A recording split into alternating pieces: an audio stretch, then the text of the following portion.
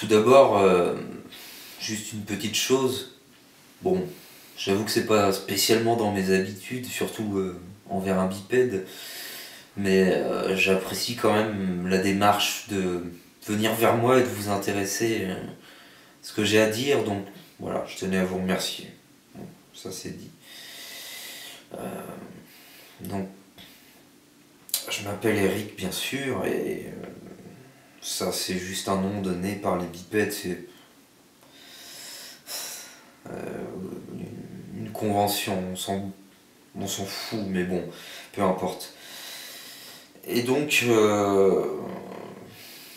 vais vous résumer ma vie grossièrement. J'ai toujours été, depuis que je suis enfant, assez proche de la nature. Je me sentais un peu éloigné des humains, les bipèdes comme je les appelle. Et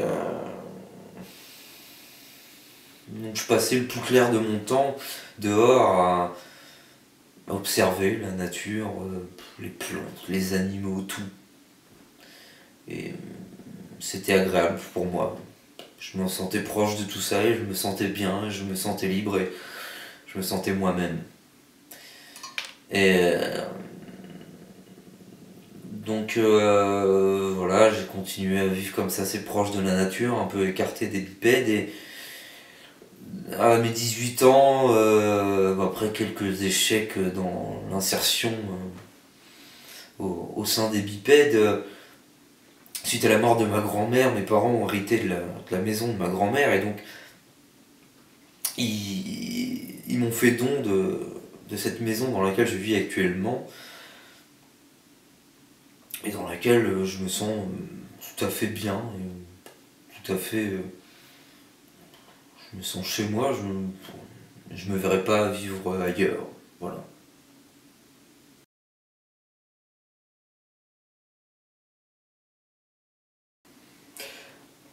C'est, je pense, une excellente question, et même d'ailleurs, s'il n'y avait qu'une seule question à poser, je pense que ça devrait être cette question-là, tout simplement. Donc, ce qui m'a poussé à faire ce film, c'est très simple. C'est tout bonnement que j'ai quelque chose à dire, une chose à dire que les bipèdes ne comprennent pas. Voilà. Alors, je considère qu'il est de mon devoir d'expliquer à cette communauté marchant sur deux pattes avec leur petite cervelle de moineau centrée sur eux-mêmes et sur leur petite vie entassée dans des niches, ce qu'on appelle des villes, enfin bref. Et je me suis dit, ça va pas du tout, il faut leur montrer ce que c'est aux bipèdes, il faut leur montrer ce que c'est la vie, il faut leur montrer la nature, il faut leur expliquer tout ça. Ils sont dans l'erreur, ils comprennent pas. Je me suis dit, il faut qu'ils comprennent tout simplement. Tant qu'ils n'auront pas compris, je leur répéterai. D'où l'idée de ce film, de montrer un petit peu la symbiose, la communion avec la nature que je peux avoir. Et je pense que c'est cette symbiose, cette communion que tout le monde devrait avoir. Et j'essaie de montrer ça à travers ce film. Et j'espère que le monde entier sera capable de comprendre ça.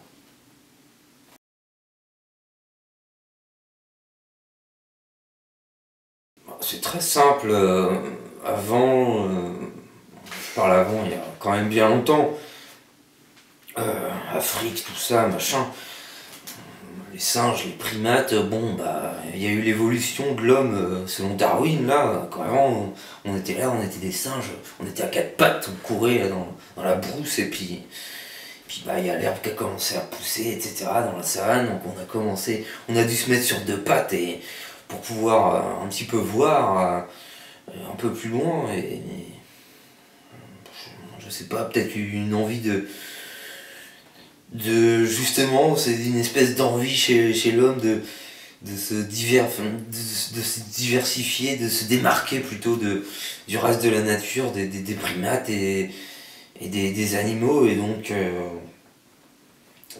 la marche bipédique, le fait d'être bipède, de marcher sur ces deux cannes, c'est quand même quelque chose d'assez qui est particulier à l'homme et donc au bipède. Et c'est quelque chose d'assez dédaigneux, je pense, dans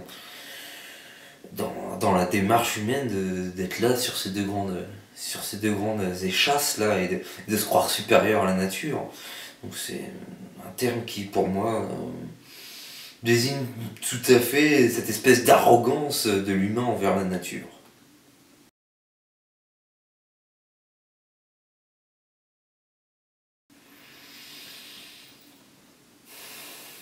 Toujours beaucoup de projets, ça vient, les idées viennent comme ça, moi je les prends au fur et à mesure, quelques petites pièces du puzzle qui s'assemblent, et des petites idées de projet, et des fois ça devient un grand projet. Bon, j'ai eu cette première idée de film animalier, et je me dis que ça suffira peut-être pas. Peut-être faudra faire plusieurs films. Je pense pas que les bipèdes, dans leur niche, là, ils soient tous capables d'appréhender ce que j'ai envie de dire. Je l'ai bien vu pendant le tournage du film. Je me rappelle plus de cette espèce d'incapable là, qui savait pas monter un plan et qui savait même pas filmer une vache. Et quand j'ai vu l'incompréhension dans le regard de ce vulgaire bipède, je me suis dit qu'il va falloir quand même beaucoup de projets, beaucoup de progrès et beaucoup de choses à faire pour que vraiment le bipède soit capable de saisir l'essence même de ce qui l'entoure. Donc oui, je pense qu'il y a encore beaucoup de choses à faire, et comment ça va se concrétiser, je sais pas encore, mais il faudra que ça se fasse, c'est tout.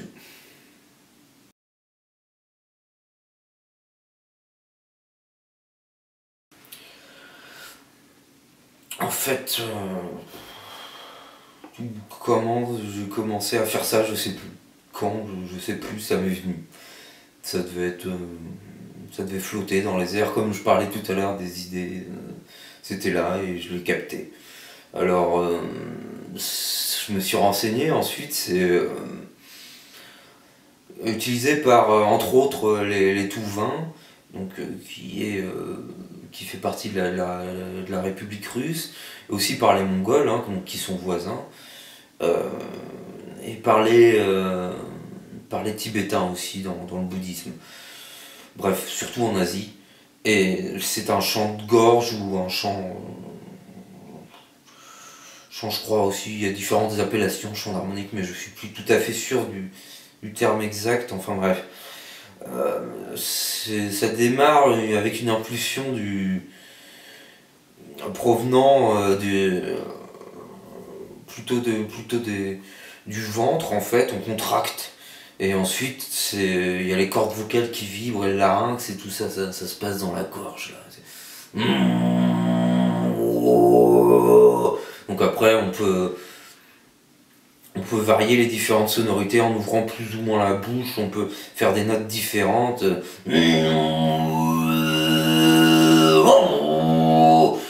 Et donc on peut imiter ce que les instruments que les bipèdes utilisent, qui s'appelle didgeridoo, qui vient d'Afrique. Donc j'ai un peu plus de respect pour les Africains parce que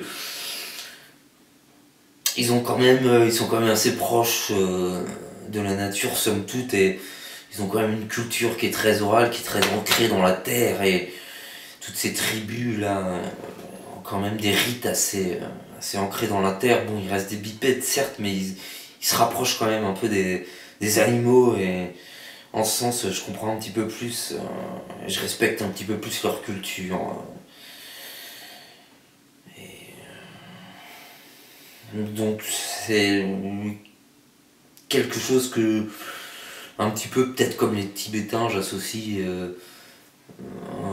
comme une espèce de chant sacré, qui permet de faire ressortir un petit peu tout ce qu'on a de plus tribal en nous, et donc encore cette histoire de communion avec la nature.